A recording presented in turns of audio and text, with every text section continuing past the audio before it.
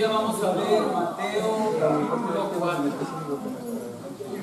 Tenemos poquísimo tiempo, así que voy a tratar de comprimir todo esto. En realidad quisiera que todos estén con su Biblia para que podamos entender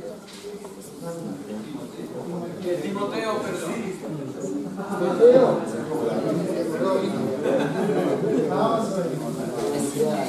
Lo que hemos visto hasta el momento, o mejor dicho, en el capítulo 3 de Primera de Timoteo, era sobre los requisitos bíblicos, ¿no?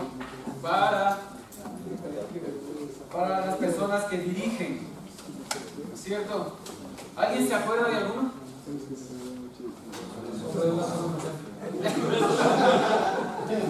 Lo primerito, mira.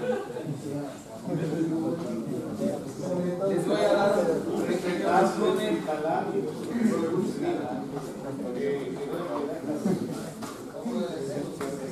¿Cómo deben ser los que presiden? Tenemos un punto, dice los requisitos bíblicos para ese rol son de tipo espiritual y de carácter. No se comparan con los que se piden como para un cargo empresarial y cosas por el estilo, porque esto es espiritual. El rol de diáconos también es muy importante y necesitamos restaurarlo en nuestra iglesia, en la iglesia. Aunque muchos hermanos ya hacen funciones propias de ello, pero desde hace mucho tiempo, ¿no? Otro, o el tercero, dice: para el siglo II después de Cristo había un sistema triple de liderazgo compuesto por obispos, presbíteros, ancianos y diáconos. Esto es una información. La otra parte dice: una de las misiones de la iglesia es sostener y defender la verdad. Por eso todos debemos estar empapados de la verdad de Dios y de su palabra. Todos, no solamente los líderes o los diáconos, ¿no? Todos los hombres. Los roles bíblicos de liderazgo fueron parte del plan de Jesús para que su iglesia se mantuviera firme y creciera. Y para eso también dio su vida. Ok, hoy día, vamos a la Biblia, por favor. Mateo capítulo, Timoteo, primera de Timoteo. Capítulo 4, dice, leamos del 1 al 4, ¿ok? Pero el Espíritu dice claramente que en los últimos tiempos algunos renegarán de la fe, siguiendo a espíritus engañadores y enseñanzas que vienen de los demonios. Harán caso a gente hipócrita y mentirosa, cuya conciencia está marcada con el hierro de sus malas acciones. Esta gente prohíbe casarse y comer ciertos alimentos que Dios ha creado para los creyentes y los que conocen la verdad los coman, dándole gracias. Pues todo lo que Dios ha creado es bueno, y nada debe ser rechazado si lo aceptamos dando gracias a Dios. Porque la palabra de Dios y la oración lo hacen puro. Dice aquí, el Espíritu dice claramente que, o sea, una referencia a la inspiración divina que recibía Pablo para sus mensajes, ¿sí? Era que el Espíritu estaba en constante comunicación con Pablo. Y obviamente el Espíritu está en constante comunicación con nosotros, pero no es una especie de comunicación de una línea telefónica o cosas por el estilo. Todo esto es a través de la relación que nosotros tenemos con Dios. Y obviamente de la relación que tenemos con el Evangelio. Lo que veíamos en el capítulo anterior, lo que dice claramente, debe apegarse a la verdad revelada. Y esa verdad revelada es el Evangelio, la Biblia, ¿sí? Todo lo que ella es. Cuando nosotros estamos en constante apego a la palabra, es el Espíritu Santo el que trabaja en nuestra vida. Él es el que nos da el camino, lo que debemos decir, a dónde debemos ir, cómo debemos comportarnos. Luego dice que los últimos tiempos. ¿Cuáles son los últimos tiempos? Bueno, esto ha sido como un objeto para darle mucha especulación. Hay muchos grupos que dicen, ya el fin del mundo llegó, o ya Cristo va a llegar, o ya estuvo. Yo quería comentarles algo. Hace unos 40 años aproximadamente, en Johnstown, sucedió el suicidio más grande conocido en la religión, por decirlo así. Resulta que un pastor de un apellido Jones, no recuerdo el nombre, llevó a toda su iglesia a una Guyana acá en lo que es Venezuela, al lado, ¿no es cierto? Más o menos se dice que habían muerto 918 personas porque este pastor instó a los miembros de su iglesia a tomar veneno. ¿Por qué? Porque ya se acercaba el fin de los tiempos. O sea, ¿cómo puede haber tanta distorsión cuando las personas no están comprometidas con la palabra? Si hubiera habido allí una persona, por lo menos uno, que esté leyendo la Biblia, hubiera sido capaz de discernir estas cosas. Pero resulta que todos se dejaron llevar por la influencia de este pastor y por la forma en que él quería que todos vivan. Pero esto no es del Espíritu. Nosotros necesitamos leer la Biblia, hermanos, para poder discernir la palabra y cada cosa que se está haciendo, las actividades y diferentes roles que tenemos en la iglesia. Nos podemos desviar si nos despegamos de la palabra de Dios. Si nos despegamos de la palabra, obviamente, ¿qué nos queda? Simplemente ser engañados por personas que se sienten inspiradas por ese espíritu. Gracias a Dios, lo que nosotros tenemos como norma y como manual de vida son las Escrituras. Y debemos eso defenderlo con nuestra vida, con nuestra convicción, con nuestro amor a Dios. Y Timoteo dice que esos días ya estaban viviendo, entonces posiblemente iniciaron el establecimiento de la iglesia en el año 33. Esto quiero leerles. Porque dice, ya estamos en los últimos tiempos. ¿Qué sucedería en esos días? Algunos abandonarán la fe para seguir las inspiraciones engañosas y doctrinas diabólicas. Cuando nos despegamos de la doctrina de la palabra y del Espíritu, ¿qué nos queda? Solamente las cosas del diablo y las cosas que él puede inspirar a una persona que no tiene el Espíritu de Dios. Pueden empezar con muchas emociones y muchas situaciones que hace un tiempo estábamos hablando. Pero aquí dice claramente que algunos apostatarán de la fe, escuchando a espíritus engañadores y a doctrinas de demonios. Es lo que dice una versión, la VTX, no sé cuál será, pero el griego de esto dice afistemi, que es desistir, desertar, apartarse. De ahí viene el término apostasía, definida como abandono premeditado y consciente de la fe cristiana. Y es como una rebelión a Dios.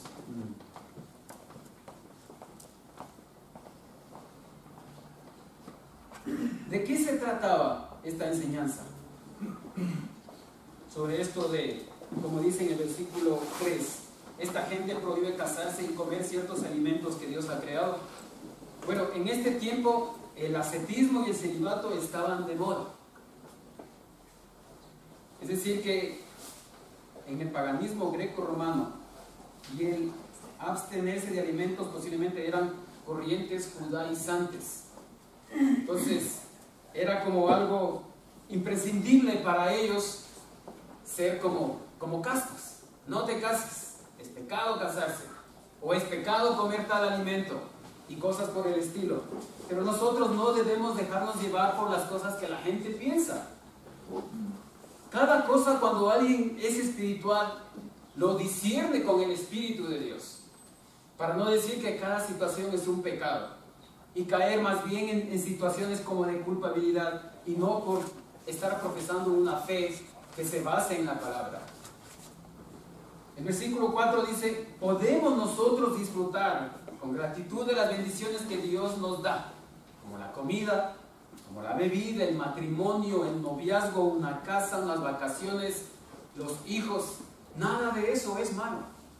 Ninguna de esas cosas son malas. Dios nos da todo y no debemos despreciarlo. Ninguna de ellas. La religión cristiana no es un asunto de múltiples prohibiciones. Para nada. sino de discernir junto con la palabra o con la palabra.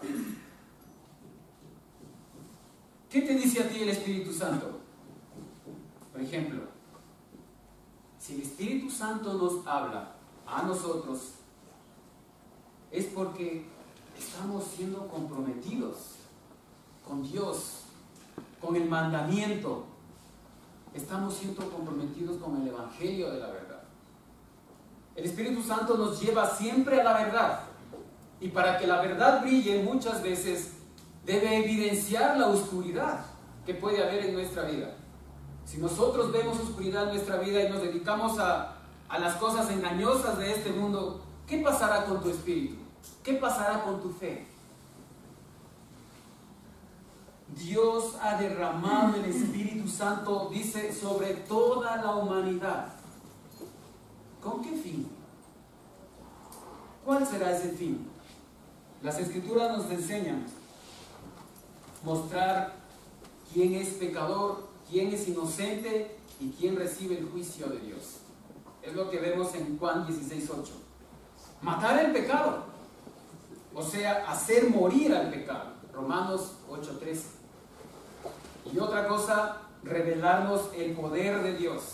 Está en 2 de Timoteo 1:7 y otras escrituras como Salmo 47:10 y Zacarías 4:6. ¿Cuál es la evidencia en tu vida que estamos o que estás viviendo conforme al Espíritu de Dios? ¿Cuál sería esa evidencia? Creo que la primera es la libertad, según Juan.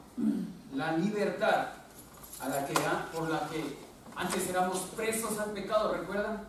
Pero la libertad, o sea, ya no estar preso al mundo y a las cosas que vivíamos.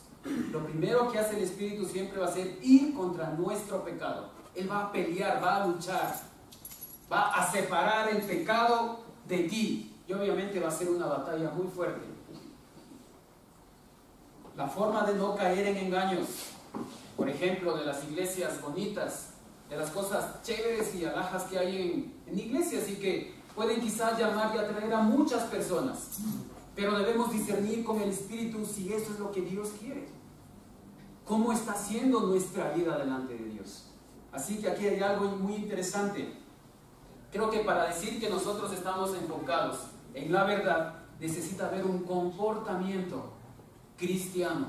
No solamente el venir a una iglesia. Cuando nos comportamos de acuerdo al Espíritu, estamos diciendo que somos verdaderos seguidores de Cristo. Nuestro comportamiento predica más que todas las palabras que podamos escribir o pensar y hablar. Hermanos, las vidas no han sido cambiadas por la elocuencia de muchas palabras o por lo increíble de los ritmos que se pueda tocar. Debemos entender que lo que ha hecho y ha transformado las vidas ha sido el Espíritu de Dios. No ha sido otra cosa. Y todos debemos estar de acuerdo en ello. Para cuando tengamos una prueba, porque somos geniales e increíbles para todas las cosas, crecer como, por ejemplo, un gran líder. Si esa persona se desvía porque es un gran orador, un gran líder, una persona que guía a muchos y se olvida del Espíritu, nos vamos a equivocar y podemos caer en cosas engañosas. El Espíritu Santo es quien transforma nuestra vida. La siguiente parte, Timoteo 4, de 6 al 10. Dice: enseña estas cosas a los hermanos y serás un buen servidor de Cristo Jesús. Un servidor alimentado con las palabras de la fe y de la buena enseñanza que has seguido. Pero no hagas caso de cuentos mundanos y tontos.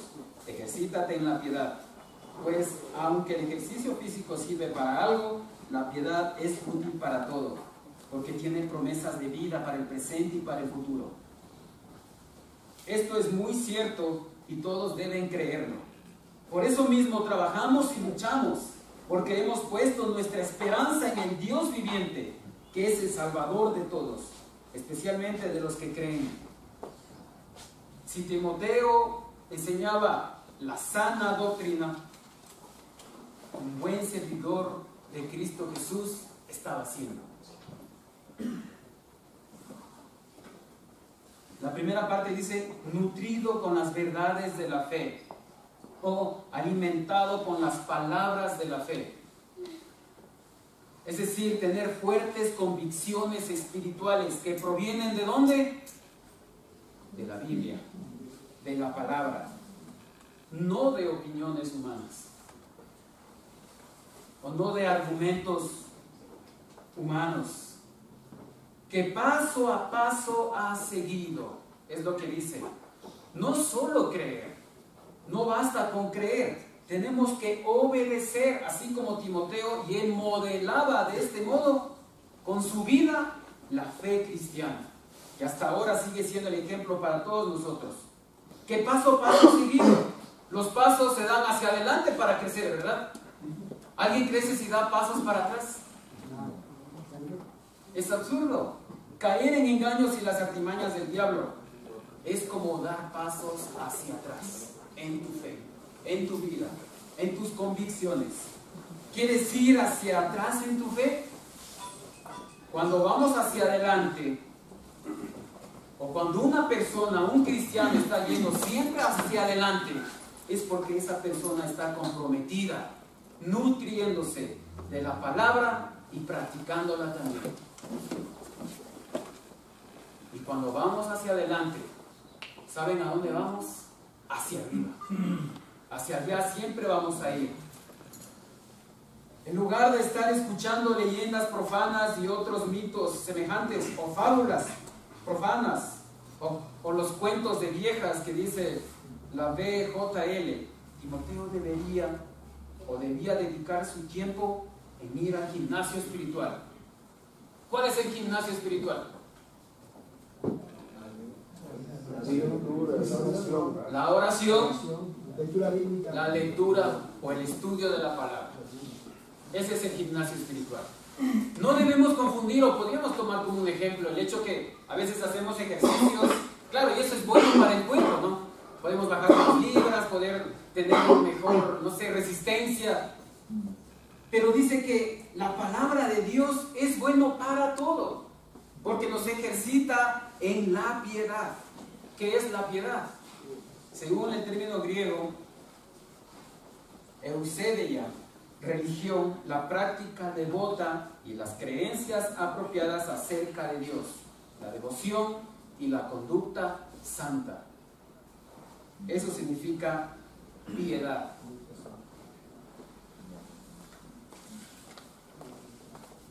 Practicar, pero practicar nuestra religión en todas sus formas nos trae un gran provecho para la vida presente y para la vida venidera. ¿Qué provecho para la vida presente, por ejemplo? ¿Cuál sería ese provecho en la vida presente? Diríamos que podría ser la paz interna, ¿verdad? La confianza, seguridad, autoestima, buenas relaciones humanas, evitar los problemas que trae o que atraen los pecados, y también el solucionar conflictos. ¿Qué provecho para la vida venidera? La vida eterna al lado de Dios y al lado de Jesús. Hay más provecho en ejercitarnos con la palabra y con la oración que con todas las horas que tú puedas estar en el gimnasio físico. No confundamos las cosas. Hacer ejercicio nunca podrá sustituir a ejercitarnos en las disciplinas espirituales de la fe cristiana. Es decir, podemos pensar que si es que trotamos bastante o hacemos mucho deporte o ganamos alguna especie como de autoestima por tener un cuerpo más esbelto, ¿nos va a hacer mejores hombres en la palabra? No, no es así, para nada, no tiene eso sentido. Cuando una persona está siendo apta para predicar, no es que una persona, un líder lo puso, Dios lo pone allí. Porque Él está viendo cómo este hombre o esta mujer se esfuerza en buscar a Dios cada día. Y eso es lo que Dios quiere, eso es lo que el Espíritu quiere. El ejercicio espiritual es la oración, practicar la oración, el estudio bíblico, las relaciones unos con otros, la confraternidad, el ayuno, la santidad, el evangelismo. Esto requiere trabajo y esfuerzo, pero todo esto va a ser inservible o nos puede cansar si no tenemos la esperanza puesta en nuestro Dios. El ejercicio espiritual, o como decía Marco por allí, claro, nos va a dejar los frutos del Espíritu.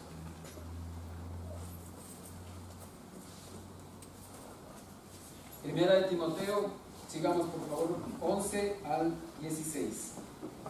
Estas cosas tienes que mandar y enseñar. Evita que te desprecien por ser joven. Más bien debes ser ejemplo para los creyentes en tu mundo, en tu modo de hablar y de portarte, y en amor, fe y pureza de vida. Mientras llego, dedícate a leer en público las Escrituras, a animar a los hermanos y a instruirlos. No descuides los dones que tienes y que Dios te concedió cuando por inspiración profética los ancianos de la iglesia te impusieron las manos. Pon tu cuidado y atención en estas cosas para que todos puedan ver cómo adelantas. Ten cuidado de ti mismo y de lo que enseñas a otros, y sigue firme en todo. Si lo haces así, te salvarás a ti mismo y salvarás también a los que te escuchan. En resumen, buen resumen, el encargo que Pablo le estaba dando a Timoteo, o que había recibido Timoteo, es un rol de evangelista en la iglesia de Éfeso. A pesar que era una persona muy joven, pero dice, encarga y enseña estas cosas. Encargar a alguien joven estas cosas, a enseñar a personas más maduras, a judíos que eran aferrados aún a la ley. ¿Qué tenaz sería eso para Timoteo? Jóvenes, ustedes pueden ser nuestros líderes, pero ¿cuál es la condición aquí? La santidad, la pureza. Nosotros somos prácticamente como ese hombre que tiene que buscar siempre, todo el tiempo, la pureza. ¿Para qué es necesaria la pureza en nuestra vida? ¿Para qué puede ser eso necesario en un discípulo? ¿Alguien se ha puesto a pensar eso? Para fortalecer el Espíritu Santo. Para fortalecer el espíritu, para vivir cada día más, como quien dice, conectado o engranado, sintonizado con el Espíritu de Dios, que obviamente es totalmente contrario a la impureza. Timoteo estaba en riesgo de ser menospreciado por ser joven. Había un riesgo. Quizá tenía miedo, tenía, no sé, cosas en su mente, situaciones. Pero Pablo estaba ahí para animarlo. Son cartas de ánimo en realidad lo que le estaba hablando aquí Pablo a Timoteo. Animándolo, diciéndole que él era un elegido, un escogido de Dios. ¿Qué edad tendría, por ejemplo, Timoteo? La gente mayor era muy respetada para cuestiones de liderazgo en ese tiempo. ¿Sí? Se dice que en el mundo greco-romano, como en el judío, la gente mayor a 40 años eran las personas que eran como postuladas para estos cargos. Menos de ello, no te paraban ni bola. ¿Sí? Nada que ver.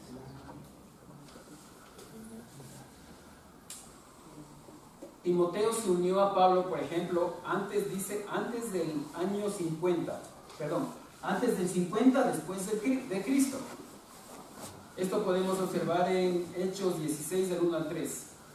Los hombres entraban en edad adulta alrededor de la pubertad, dice aquí.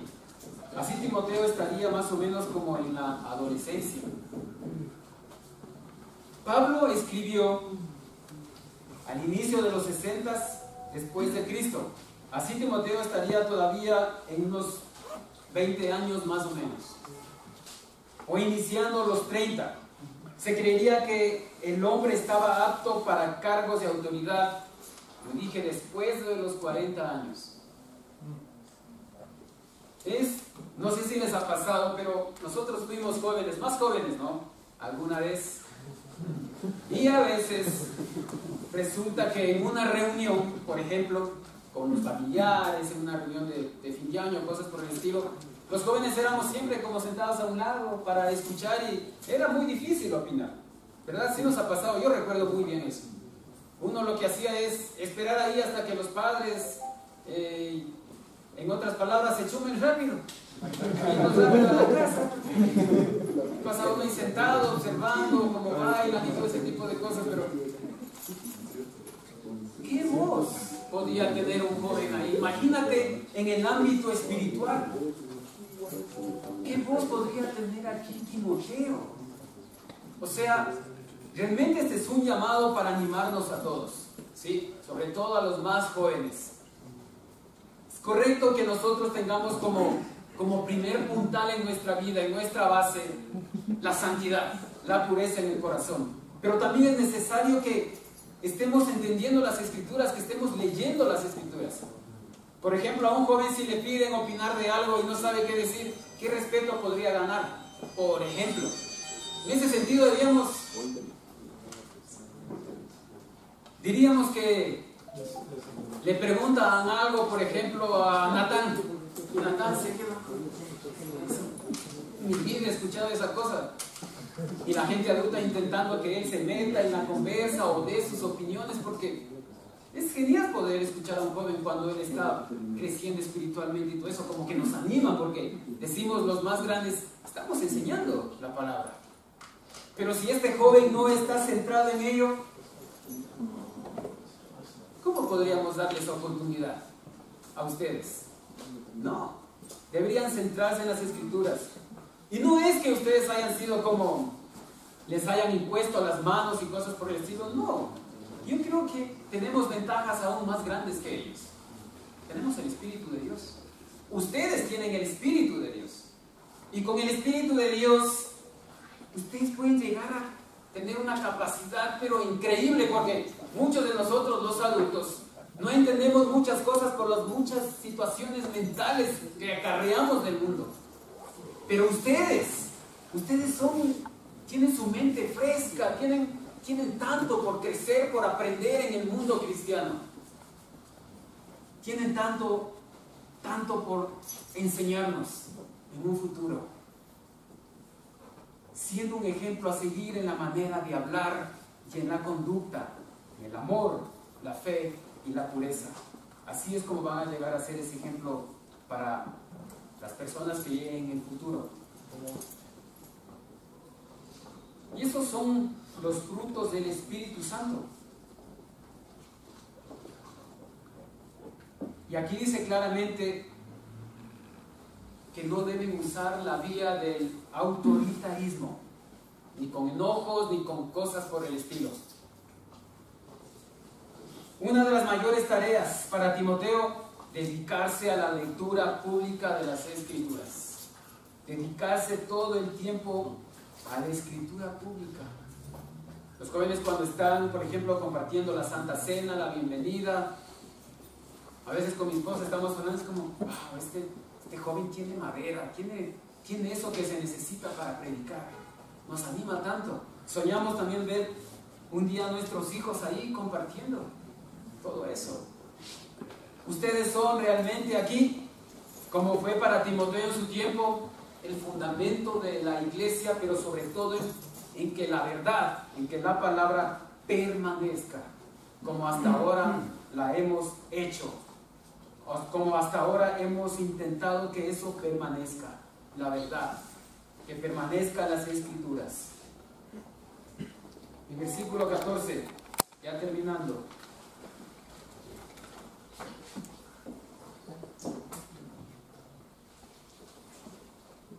Hay un llamado para Timoteo, mejor dicho, hay un llamado. Y dice que ese llamado es a que él sea diligente y que sea un joven entregado de lleno a ellos. o sea, a la gente de la iglesia, a la gente de Éfeso, a la gente de la iglesia de Éfeso. Y dice que se ocupe en esas cosas. De hecho, cada joven o cada adulto tiene tantas ocupaciones en su vida. Hay tantas situaciones que nos pueden desconcentrar del objetivo para el cual fuimos llamados. Pero esto no debe ser como algo que es añadido a su vida, sino debe ser una prioridad en su vida. Así tan prioritario como que nos levantamos con hambre a desayunar o llegamos a la casa en la noche a merendar y todo ese tipo de cosas. Algo que necesitamos con hambre, con sed, debe ser algo que una pasión debe ser en nuestra vida. El buscar las Escrituras y el ser diligente en enseñar la palabra a quienes nosotros más podamos. No necesitamos, como algún día había dicho, tener el rótulo de maestro. Timoteo no era ningún maestro. Él era una persona que estaba creciendo en el camino. Tenía muchas dificultades. Era alguien, por ejemplo, que tenía complicaciones estomacales, tomando vino para ello. ¿Sí? Todos tenemos complicaciones, amigos. Todos tenemos necesidades. Pero cuando estamos centrados en la enseñanza o en aprender de Dios, todo eso se vuelve algo fácil de sobrellevar. Y Dios pone personas ahí para que nos ayuden. A veces necesitamos alguna cosa y alguien necesita, no sé, no tengo para la comida hoy día, y llega un hermano y toma, de sorpresa, y es como, ¿qué pasó? Dios me envió. Y Dios ha hecho mucho eso, esas cosas en tantos hermanos. Yo he conversado con hermanos y es como, no teníamos para comer hoy día y todo, y llegó alguien y, tengan, Dios envía a las personas, porque Dios se encarga de nosotros. Si nosotros nos encargamos de que la verdad permanezca en la iglesia, Dios se va a hacer cargo de nuestras vidas, de esas necesidades puntuales. Llamado a cuidar las dos cosas claves. Por ejemplo, la conducta y la enseñanza. Finalmente, ese es el llamado, no solamente para ustedes los jóvenes, sino también para nosotros, que ya estamos más grandes. Pero también dice a cuidarse de él mismo, a cuidarse de lo que está enseñando, de lo que está transmitiendo. No podemos bajar una prédica de YouTube y decir, tengan esto, aprendí o pensé o... No, debemos ir a las Escrituras para que ellas sean las que hablen en el momento preciso. Hermanos, ¿cómo nos llenamos del Espíritu Santo? Sabemos que es a través del estudio bíblico y la oración. Hablando de esto, ya para la práctica, hemos estado hablando con los hermanos en el grupo de los predicadores y vemos como necesidad el poder salir a orar en las mañanas los días sábados. No que sea cada sábado ni nada por el estilo, pero por lo menos una vez al mes salir a orar todos los hombres, sin distinción de ministerio y cosas por el estilo. Por eso es temprano, que lo hagamos de 7 de la mañana hasta 8, 8 y media y salir a nuestras ocupaciones que todos tenemos. Esto es de lo que se trata, amigos. Si leemos una escritura y no la ponemos en práctica, no estamos aplicando la enseñanza como tal. Debemos enfocarnos en que debemos ser esos hombres, debemos poner la norma, la forma en que los jóvenes vayan aprendiendo de esto y no lo dejen. Debe ser un ejemplo para nuestros hijos, para los jóvenes que vendrán. Entonces, hablando de esto, el día sábado 13 de abril vamos a salir a orar a las 7 de la mañana. Aquí en la Cruz de la Carolina nos vamos a topar allí. ¿Sí? ¿Quién quiere salir a orar?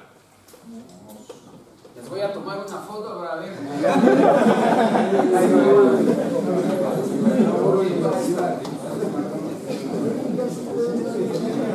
A las 7 a.m.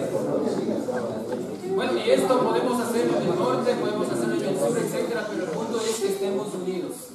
Si es que esto va creciendo, podríamos, hermanos, reunirnos en el sur y otros en el norte, el mismo día, a la misma hora, y orar todos juntos. Que el Espíritu sea quien guíe nuestra iglesia, amigos. Que no sean nuestras emociones o lo que podemos hacer o preparar. Que sea el Espíritu de Dios. Él va a transformarnos. Y Él va a transformar cada vida, cada persona que llegue acá. Dejemos que Dios haga las cosas. Empecemos orando. Amén.